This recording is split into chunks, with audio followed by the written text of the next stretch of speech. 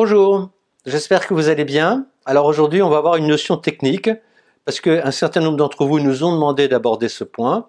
Et puis parce que c'est intéressant, parce que vous allez voir qu'à partir de notions techniques, on peut élaborer des notions générales qui sont utiles à l'investissement. Alors, ce que nous abordons aujourd'hui, c'est ce qu'on appelle la survaleur ou l'écart d'acquisition ou en anglais le goodwill. Qu'est-ce que c'est ? Bon, prenez une société qui a 100 € de fonds propres. Cette société est achetée par une autre société et le prix de l'achat, c'est 200 €. C'est-à-dire qu'il y a une différence, si vous voulez, entre le prix d'acquisition et les fonds propres. Et quand la société acquéreuse va consolider les deux, elle va mettre, là où elle avait 200 € à son actif, elle va mettre 100 €. Et donc son bilan est déséquilibré. Et pour rééquilibrer son bilan, eh bien, on va constituer ce qu'on appelle un poste écart d'acquisition, qui va être la différence entre le prix d'acquisition et les fonds propres, c'est-à-dire en l'occurrence 100 €. Il arrive de temps en temps, si vous voulez, qu'une société soit achetée en dessous de ses fonds propres. C'est extrêmement rare, mais ça arrive. Alors à ce moment-là, on va avoir une démarche différente. Reprenons l'exemple, la société a 100 € de fonds propres, mais au lieu d'être achetée 200 €, elle va être achetée 50 €. À ce moment-là, quand on va consolider l'ensemble, on va mettre 100 € à l'actif de la société consolidante, là où auparavant il n'y avait que 50 € d'actifs, et donc on a déséquilibré dans l'autre sens le bilan. Et donc pour le rééquilibrer, on va créer un poste au passif qui va être de 50 € sous la forme d'un poste provision pour risques et charges. Voilà comment ça fonctionne. Et donc, vous voyez, c'est intéressant parce que qu'est-ce que ça veut dire ?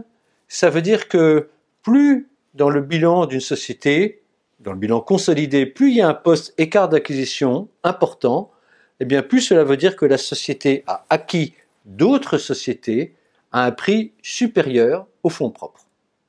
Est-ce que c'est une bonne chose ? Oui, généralement, parce que plus une société a de valeur intrinsèque, eh bien, plus elle vaut cher par rapport à ses fonds propres. Voilà, alors on va prendre un exemple. On vous montre ici l'organigramme d'LVMH. LVMH, c'est un très grand groupe qui a fait beaucoup d'acquisitions, et beaucoup de très belles acquisitions. Vous voyez notamment Guerlain, voilà, une très belle société de parfums mondialement connue qui a été acquise par LVMH. Et si on regarde le bilan consolidé d'LVMH, vous voyez, on nous a mis en vert les actifs immatériels. Eh bien, dans ces actifs immatériels, il y a les marques qui ont une très grande valeur et il y a ce qu'on appelle les écarts d'acquisition qui ici, comme vous pouvez le voir, sont pour plus de 16 milliards d'euros, donc une somme très importante. Alors ça effraie souvent les gens en disant bah, « oui, mais dans le bilan de la société, il y a beaucoup de survaleur, qu'est-ce que ça vaut ?» Eh bien, en réalité, ça vaut très cher parce que c'est justement cette survaleur, c'est l'immatériel. Et si on reprend le cas de Guerlain, quand LVMH a acquis Guerlain, il a certainement payé beaucoup plus cher que ses fonds propres, et donc il a certainement créé une survaleur, je ne sais pas si c'est 1, 2 ou 3 milliards, peu importe. Et qu'est-ce que c'est que cette survaleur ? Eh bien c'est le savoir-faire de Guerlain, qui est un savoir-faire centenaire, c'est donc sa capacité à créer des parfums, mais c'est aussi toute une série de parfums qui préexistaient, qui continuent à se vendre. Et puis c'est la valeur du nom qui est mondialement connue, la valeur de la marque, et qui fait qu'on peut vendre ces parfums plus cher que d'autres parfums partout dans le monde, et que tout le monde, que beaucoup de gens ont envie d'avoir un parfum Guerlain. Vous voyez, ça c'est vraiment la vraie valeur intrinsèque d'une société. Donc généralement, plus il y a de survaleur dans un bilan consolidé, plus ça veut dire qu'il y a du matériel intéressant et que c'est bon pour l'investisseur. Alors maintenant, on va regarder ça sur le plan boursier. Sur le plan boursier, prenons une société, elle a 100 € de fonds propres, consolidés, et puis en bourse, l'action vaut 200 €. Et bien ça veut dire, si vous voulez, que la bourse considère qu'il y a une valeur d'immatériel qui est de 100 €, 200 moins 100. Voilà. Et s'il y avait une acquisition, elle serait peut-être encore supérieure, mais en tout cas la bourse tous les jours évalue cette valeur de l'immatériel. Bon. Alors, qu'est-ce que ça signifie d'autre ? Et c'est là où c'est intéressant, c'est qu'en général, plus une société est rentable, plus elle a une valeur immatérielle forte. Prenez une société qui a une rentabilité de 10% des fonds propres. Généralement, quand on a une rentabilité de 10%, pour faire simple, on a un PER de 10. Donc si on a un PER de 10 sur 10%, c'est 10 fois 10%, ça veut dire qu'on cote 100% des fonds propres. Si on cote 100% des fonds propres, ça veut dire qu'il n'y a pas de survaleur. La bourse considère qu'il n'y a pas de survaleur. Prenons une autre société, elle très rentable, elle a 20% de rentabilité des fonds propres. Alors là aussi, généralement, quand on a 20% de rentabilité, on vaut à peu près 20 fois les bénéfices. Donc la société, dans ce cas, normalement en bourse, est cotée 20 fois 20%, c'est-à-dire 400% des fonds propres. Donc ça veut dire qu'elle vaut 400 € quand elle a 100 € de fonds propres, et donc il y a 300 €, une somme considérable de survaleur. Eh bien, ce qui est intéressant, si vous voulez, c'est que là aussi, comme dans le cas de Guerlain, plus la société est rentable, eh bien, plus elle est intéressante. Plus elle est loin de ses fonds propres, plus elle est intéressante. Pourquoi?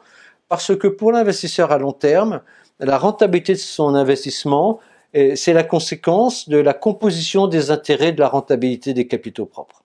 Si vous dégagez 20% de rentabilité sur vos capitaux propres, imaginez que vous ne distribuez rien, et que vous replacez ces 20% à 20% d'intérêt, à la rentabilité des capitaux propres, vous irez beaucoup plus vite en croissance des bénéfices que si vous avez 10% de rentabilité que vous placez à 10%.